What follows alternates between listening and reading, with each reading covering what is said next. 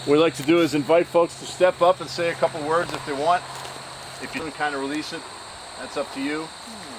We just want to give everybody an opportunity to say a couple words if they like. So, who can go first? I'll go first. There you go. Mike, thanks. I'm the son-in-law, by the way. Husband number 2, as I was told. Second choice. My first name's Mike, and my last name isn't Avis. So, most of you know Ed from up here, but we are the winter crew. So he comes down, you know, he would come to Florida in the winter, and he was my bud. So we would do things, right? And we had a little routine. The first weekend he'd come down, we'd go to a car show. But on the way to the car show, he'd first come to our house. First thing he'd ask is, do you have any more of Jackie's vacuum sweepers to clean? To repair, because Jackie goes through vacuum sweepers like most people go through, you know. True. Yeah, I did it for him. Yeah. At least she used the vacuum cleaner. That made me happy. She shouldn't use it on the yard, though. You got to train her. Yeah. Then he'd walk around the house and say, what have you bought new since I was gone the last time? And then I'd always want to show off things I'd picked because he's been like a dad, right? So I always wanted to make him proud. So we do that. Then we go to the car show, everything's good.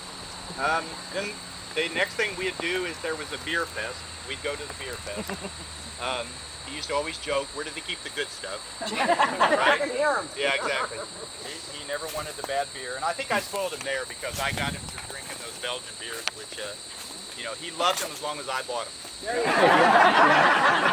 Smart man. And in fact, what I do is, and you guys may have seen some of that, I doubt if he shared it with you, but I would usually, last few years, I'd buy him some for Father's Day. And they were delivered.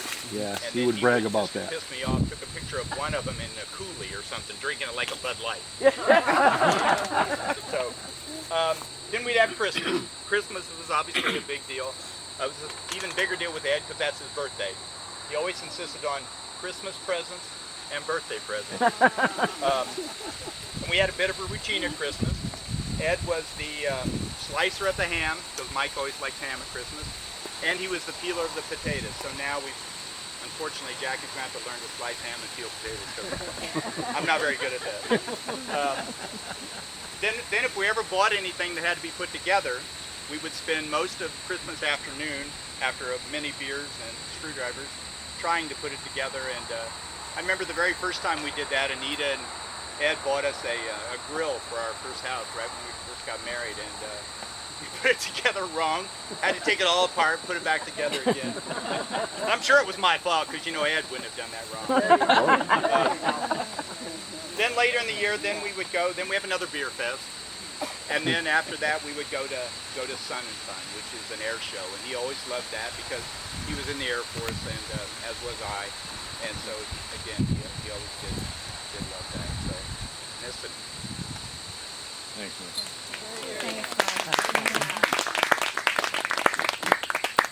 Anybody from the camp crew? Go ahead. I think what I'll do is piggyback on what Mike said. I've known Ed as long as we've been at camp. He's been a tremendous friend. I love him dearly. And I thought what I would do is just share some things which I'm sure most of you know. Ed was an avid reader. He would read all the time. He and my wife would share books. They would take books from the library, read them over the winter time, talk about them when they were done. They had the same interest.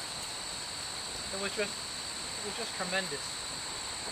And he learned an awful lot. Ed was a very smart person.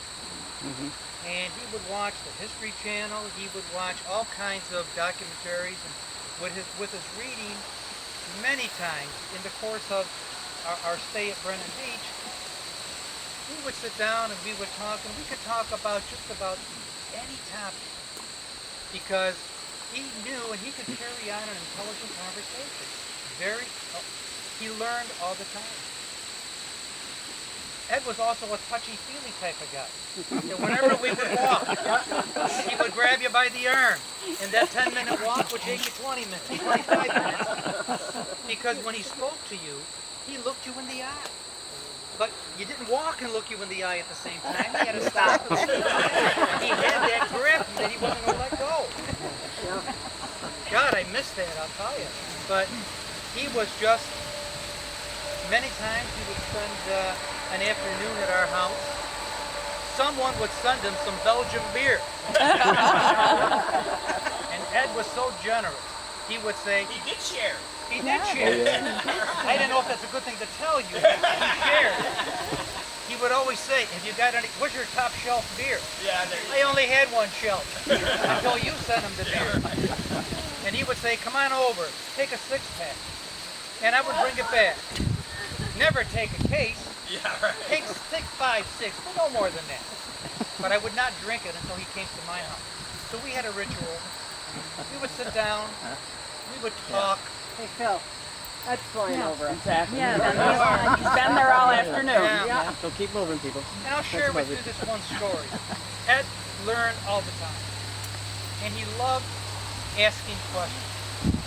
And sometimes, again, like that walk, you know, a 5-minute project would take you 35 minutes because he's asking you questions. We're having one of your beers one day at my house, and I'll share the story with you. And Ed, we're talking about the grocery store, we're talking about cheeses, we're talking about the world, we're talking about everything under the sun.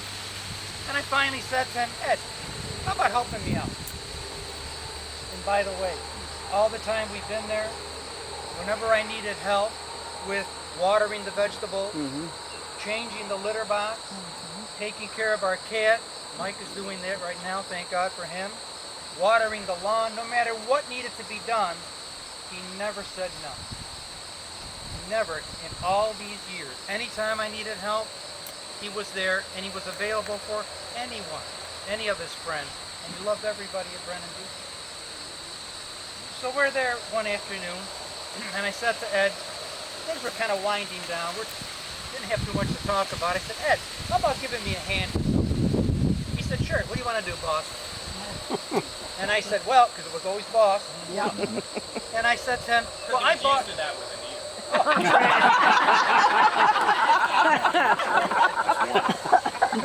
I didn't say that. And so I said to him, well, look.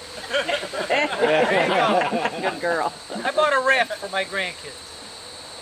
And this is if I had to put this under a category, I would say it's Ed and 101 questions. I said, look, I bought something for my grandkids. How about you help me putting this together so that when it's time and the kids are there, I'll know what to do. We'll get this thing, make sure it's working. He said, sure. I said, well, the box is over there. He's dragging this thing out. It's a raft that I bought for them. And he said, wow. He says, this is great. Where did you buy it? We're unraveling this thing. And I said, well, we bought it at Dick's Sporting Goods. Oh, that's great. As we're working towards this, he said, geez, is this going to be strong for the kids? And I said, well, yeah, I'm sure it is. Oh, okay. Well, how big is it? And I said, well, I don't know. It's 3 feet, 4 feet. I don't know. Well, oh, okay. That's good. That's cool. Oh, how many kids can play on this? And I said, well, I don't know. I said maybe 3, 4 kids. Then he said, well, it's strong? Yeah. What's it made of? And I'm saying, Ed, it's made of nylon. I don't know what it's made of. I don't know. And then he would say to me, how much air does it hold? And I said, what? Who cares how much air it holds? We're going to blow it up.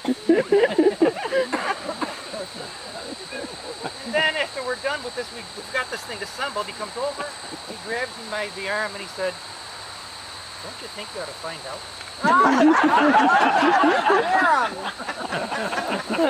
He did this to me all the time. He had an answer. I said to him, the next time we get together, I'm going to give him an answer. I'm not going to tell him, I don't know. I'm going to hit him with an answer. He's not going to know if it's right or wrong, and I'm not going to look like an idiot. We're doing some concrete work. We had to drill some holes to anchor something. I said, Ed, come on, help me out here. Yeah, okay, no problem. Cool. And so I'm starting to work. He said, what kind of bit is that? I said, well, it's a cement bit. It's a concrete bit. Oh, I'm working. 2 minutes later, he's got me by the arm again. He said, well, what's that bit made of? I said, it's made of titanium. He said, well, how far have you got to drill? I says, until I stop. Then he's talking about anchors. He's talking about this. He's talking about that. Yeah. And I'm hitting him with one right after another. I did not say, I don't know. When we're done with this, an hour later, it was a 10-minute job. I'm figuring, okay, let's see if he's got any comeback. He gets me by the arm again and he says, you're kidding me, aren't you?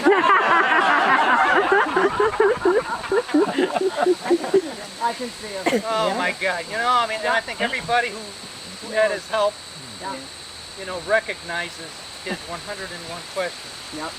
But the one thing that I remember is that not only was Ed a gentleman, he was a gentleman. Yeah. And he never, in all the years I've known him, he's never had a cross word to say about anything. Right.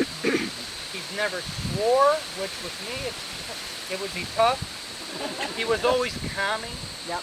He was just a great person. I mean, I miss his physical presence, but he's alive here every day. Yeah. He's a person that I'll always love and never forget. Yep. That's my Ed. That's it.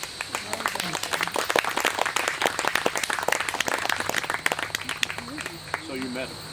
Once or twice. Just like downtown Plascide. Anybody else? I got a very short story. I won't be as long-winded as Who, me? Are you kidding me? I'm John and my wife Patty. We've been at Brennan Beach now this is our 10th season, so I've known Ed for the last 9 years. And always did happy hour. And, you know, the whole Morning Hollow crew, they all took Patty and I in that first year. And we're very grateful for all the folks for Ed as well.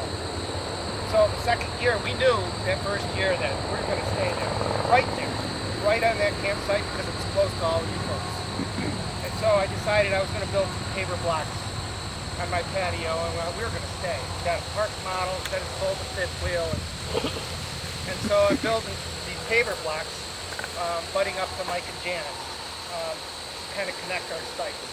And Mike and Janice weren't there yet, but I'm building paver blocks right up against their trailer, and you know, Ed saw me pulling with a pickup filled with paver blocks, big, heavy paver blocks. My pickup truck was weighted right down, and I parked it right in Mike and Janice's site. I started unloading it, and Ed comes over, and he's like, "What's going on, boss?" I said, "Well, I'm building this paver block." Oh, that sounds great. Let me give you a hand. And I said, "Well, I'm thinking to myself, I don't know if this is good, because these are very heavy paver blocks, and I'm thinking that's probably not up to it." But I said, "Okay, sure." And I had it all laid out in my mind how I was going to do it, and it was sandy, so I had to level all the sand, and a lot of getting up and kneeling down, getting up and kneeling down.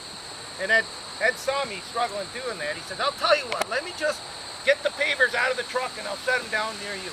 I said, "Ed, that would be fantastic.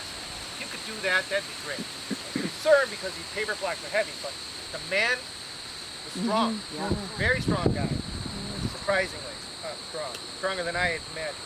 So I'm down there putting paver blocks in, and I'm leveling the sand, and every single time I turn around to get a paver block that he set down for me, his feet are like right here. Standing right directly over me. And just before I put my paver block down, he says, "You got that all level, boss?" Like so, Ed, and I sweat my ass off. Put that paver block down, and I'm like, you know, get it all shimmied in there, and just when I'm happy for it, I get up, you know, and I turn around, and I turn back around, and he's on my paver block. I just said, he said, "Yeah, that'll probably be good, boss. Good job." Next one. There's his freaking feet again. Put it down. Sure, that's level, boss. Over and over and over. I must have played probably 100 paper blocks a day, and I did the same question all day long. But then we used to have happy hours at our tiki bar. Still do from time to time. He'd always come over with a beer in his hand and one in his cargo shorts. We'd have a good time at happy hour, and then after his 2 beers, I'd always ask him, Ed, you want a beer? Oh, only if you got the high test stuff. That's my story about it.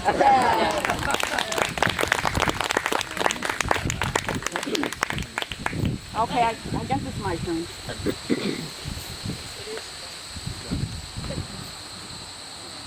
I'm Kathy. I'm one of the Brennan Beach crew. My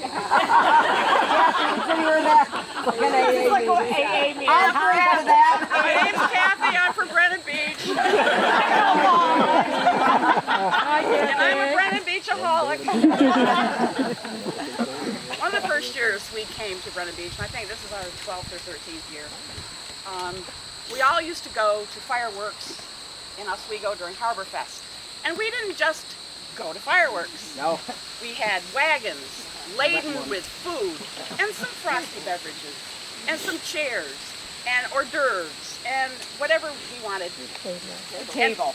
Oh, yes, we were a caravan. In fact, one time we were unloading the stuff and the guy came up with his wallet out. He says, how much for the buffet?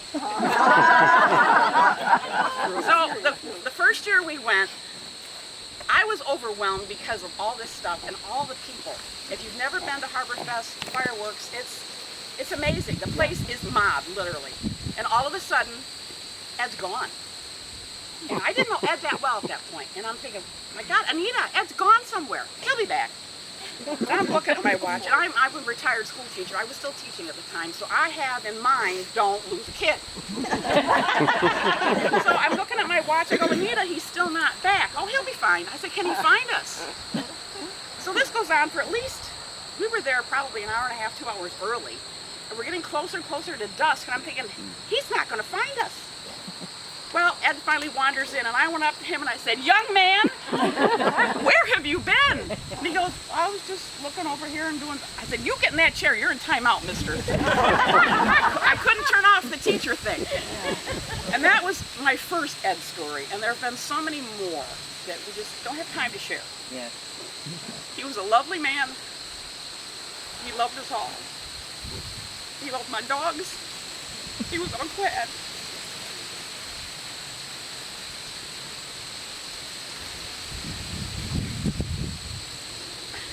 We shared a love of photography. We talked about it all the time. And I'm kind of an herbalist, so is he. We talked about stuff all the time. We're gonna miss him. He was a great guy. You all know that. Yep. I wish I could put him in timeout one more time.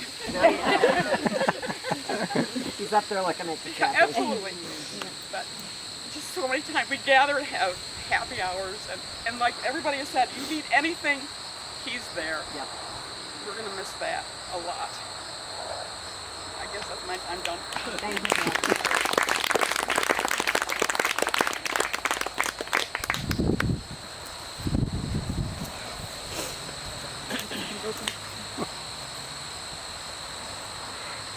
Well, okay, one thing. You neglected to say this. So I'm the one that would buy things so they would disappear on Christmas for 4 hours so we could have some peace and quiet so they could put it together. So I decided to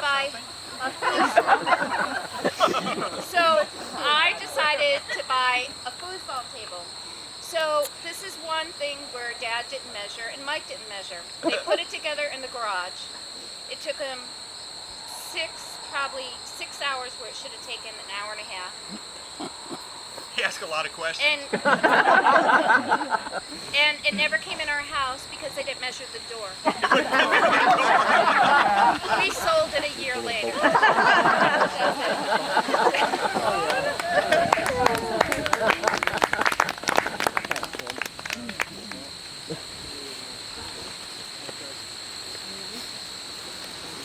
Well, Tommy was always older than I was, so I really actually didn't know much about it as you people do. Well, I remember we used to have a bedroom with 2 beds. 4 brothers slept in 2 beds. Wow. And then one day, I was about 3 years old, 2 and a half. I remember I got up. I went to papoose over on the other side, on the opposite side of the bed. And then he was holding the blanket. I was sleeping off the side of the bed. They kept pushing, trying to get back on the bed. And then he would never wake up. And I stood there the rest of the night on the blanket. So, that was some of the parts. And then when I used to do my push-ups with my brothers and all that. There, one of my brothers, Marty, said to me, I said, don't you smell something? And he said, yeah, I smell Aldo's feet. And I hadn't washed my feet in a long time. And that's a part of the bed period. And other times he was always older than me. So. That's about all I can say because he was always older. He was 6 years older than me. He got graduated ahead of me and everything else. But I did get a lot of fights. So, I got pushed around a lot because I was the youngest. Yeah. And that's about all I could say. But we were all good brothers. Well, we never got in a fight though, but we all pushed each other around. That's about it. And I'm glad to see you're all here. And I appreciate it very much. Thank you. Thank you.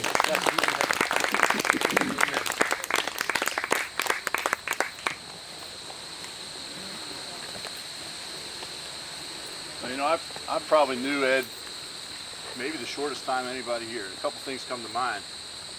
But I wanted to start by telling you that, and I'm not sure if you're all aware of this, but at the gates of heaven there are 2 signs there. And one sign says for men who were dominated by women their whole lives. And then the line from that sign stretched all the way down to earth. There's another sign there that says for men who weren't dominated by women their whole lives, and there was one fella standing there that day, and that was Ed. So when St. Peter came out, he said, hey buddy. And I said, yeah. He said, you see those guys over there? He's like, yeah, I see them. I said, well, what are you doing over there? He said, I don't know, Anita told me to stand here. Oh my God, you're saying I can just hear Ed saying that. I'm beginning to believe Kathy put him there in timeout, though. So it might be a different story, variation on the theme. But one thing I know about Ed, well, I mean, everybody said it, and I'll say it again. A handshake wasn't an option upon meeting. That was the one thing that struck me about Ed. The first time I met him, you know, even Anita, I got a handshake and then a follow-up hug. Ed, you know, come on. Yeah, right away. yeah. And strong isn't even the description for this guy. I mean, I aspire to be like Ed. And I've had the privilege of hiking the Grand Canyon 3 times now. My kids keep inviting me on Father's Day to park here. I think they think I have something to do.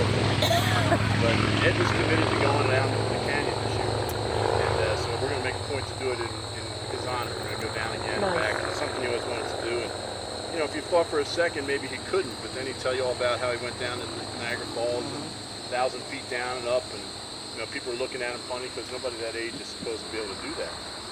And enthusiastic, powerful, and about the nicest guy you'd ever want to meet. And that was always my impression of Ed. You know, smart. I started getting newspaper clippings from him about the nuclear plant because once you work there, he's going to actually keep up and inform you when he sees something in the paper. You clip it out, you send it to me, and then when you saw him, he said, "Did you read that? Did you read that?" You know. And a couple times I had to fake it. You know? Did he catch you faking it? You know, and he'd always ask. He'd ask, you know, questions about, well, what about this? Or what about that? I mean, everything from the nuclear power to global warming to politics to what are we doing in the garden? I mean, the man was full of questions, but he would retain the answers. You know, sometimes people ask these things just to be polite. That's like a conversational tool they use. Ed was genuine. I mean, he was the real deal.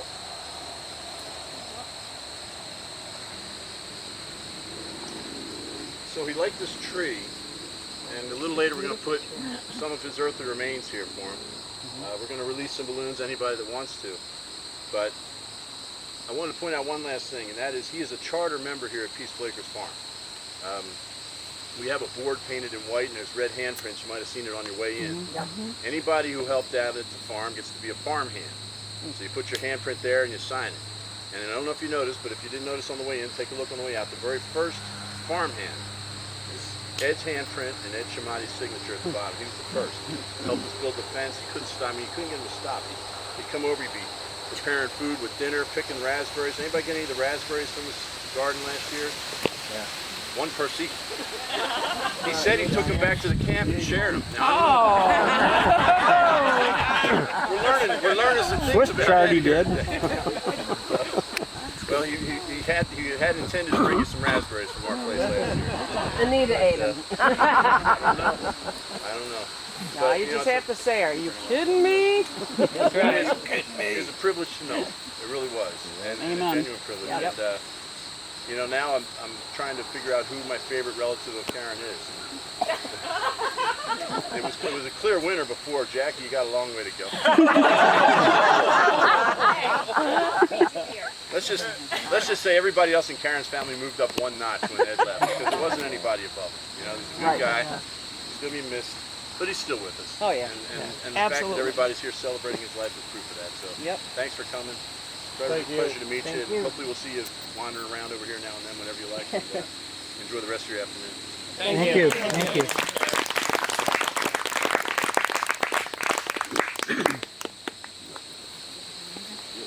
This will be real short. We haven't seen Anita and Ed in quite a while, being we live in the north and they live in the south. And we had a hard time getting up to Brennan Beach. My children feel my husband and I are theirs to do what they would like to do with. Anyways, Anita, we met in our teens.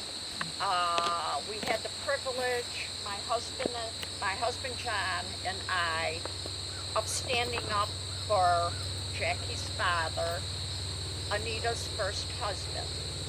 Then when she married Ed, we had the great honor of standing up again and going on their honeymoon with them. And I was 3 months pregnant with my last child, and we had an awesome time. And those are things you'll never, never forget. Never forget. Did you have to witness anything? Anita, did he have 101 questions at the honeymoon? 102. Did he have one good answer, Anita? How about you want the hotel for an hour? Yeah, I was going to say, we forgot to share that story. Who wants to tell Get up that there and one? tell it. Yeah, you were there, honey. I can do knows it. it. Yeah, go ahead, Anita. No, I'm not going. I got it. Ellen, go ahead. There you go. This was a story we shared so many times at the campfire. Hi, Hi, Ellen. And as I get this, I might forget some of the details, but Anita and Ed were traveling, and it got to be kind of late, and they couldn't every place say stop. It's either full or, you know, Anita didn't like it because it was like kind of seedy looking or whatever. So finally it gets really late, and they stop at this one place, and Ed goes in, and Anita's waiting and waiting and waiting. And all of a sudden, Ed sticks his head out of the door and he goes, "How many hours do we want this for?"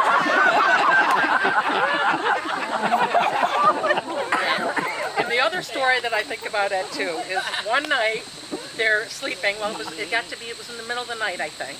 And they had the furnace going, but they had to take the covers off the top so it couldn't vent. So Ed decides, Anita's sleeping. He leaves a little note for Anita on the table. I'm, going to go take the cover off. So he gets up on the roof, takes the cover off, and it's dark.